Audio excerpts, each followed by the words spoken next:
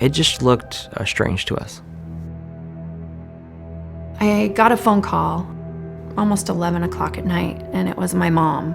And she said, "Your brother died. He was murdered." And I said, "What?" All she knew was he was shot, and that was it. I was just kind of in shock and like, how can that be? It's just kind of a blur. Just sitting there thinking, my brother was murdered? And you don't know anything, you have no idea. Rob's wife, Sabrina, is also devastated. It had been 14 years since their big church wedding, and they still had a hopeful and happy future ahead of them. I made a phone call to speak with her. She was upset off and on through the conversation. She did ask me if we knew what happened to Rob. I told her that we had just begun the investigation. She said she did not know of anybody that ever wanted to harm him or hurt him. Police learned Rob worked a 12-hour day shift from 7 a.m. to 7 p.m.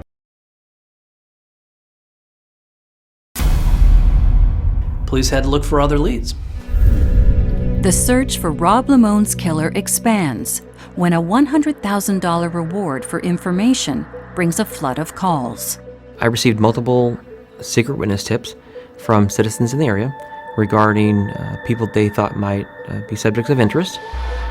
And one of those tips indicate there's a man who walks with a limp in the area, and he has a criminal record. We learned that he lived nearby, and he would either walk through the facility or walk around the facility. Police bring the man in for questioning.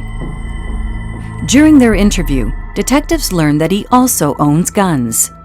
But the man's physical condition stands out to police immediately. He was very frail, so it didn't appear that he would be strong enough to overtake Rob. Rob was a very strong individual, very well built. And the suspect provides investigators with an alibi. He had been hit by a motor vehicle, I believe, a day before the murder occurred. That's why he was limping, and he was being treated at the hospital, and he was released after the murder took place. We were able to eliminate him from being one of the suspects in the case.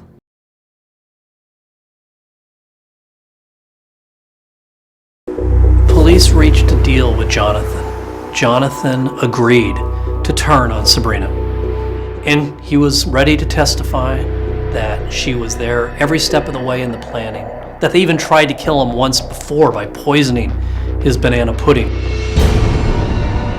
I didn't find out about that until I had a chance to interview Jonathan just before his trial started. And then later in court, he was able to detail it. Jonathan testified to another plan that Sabrina and him had come up with to murder Rob Limon.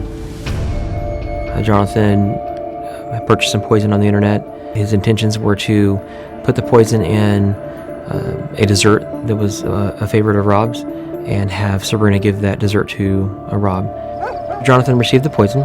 He did test the poison out on a neighborhood dog to make sure he was using the right amount of poison per the body weight of the individual. He delivered that pudding to Sabrina. The next day, Sabrina provided the pudding to Rob when he was going to work in Tehachapi again. Shortly after Rob was gone with the pudding, Jonathan started having second thoughts about giving the pudding to Rob. He was afraid that they were going to get caught. So he contacted Sabrina and told Sabrina to call Rob, provide him some story so that he would dispose of the pudding. And she had called Rob and told him to get rid of the pudding, that it was bad, it was spoiled. While Jonathan was testifying, he stated that he later spoke to Sabrina after the pudding was hopefully disposed of.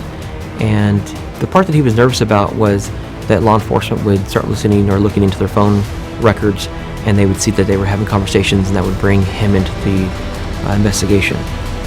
And later on, according to Jonathan, is when he purchased the burner phone and supplied it to Sabrina.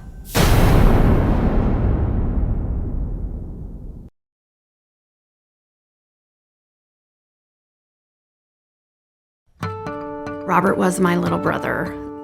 He grew up with Mom and I mainly, so we were all the Three Musketeers.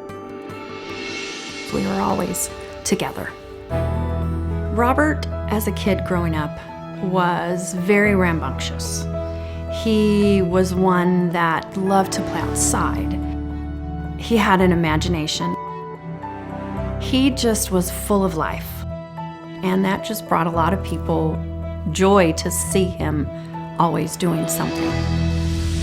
In junior high, Robert was on the football team. Then in high school, he started to wrestle, and he was really good at it. One thing, he was very positive. There was no negativity in him, so everybody wanted to be around Robert because he was fun and he was nice and they had a good time with him. When he was probably in junior high, he always wanted to be a Marine. He would, do the salute, and he had the poster hanging in his room, and just, he wanted to be a Marine. Then he wanted to be a fireman for a really long time, and he was actually going to start taking some classes to do that. But then he got the job at Burlington Northern Santa Fe. He started as what they called a carman, which was a mechanic for the railroad, and he's a fast learner. So he picked up on it in no time. Robert knew that he did want a family one day, and I think that was a big reason why he took the BNSF job, was to be able to have that family and to provide for that family.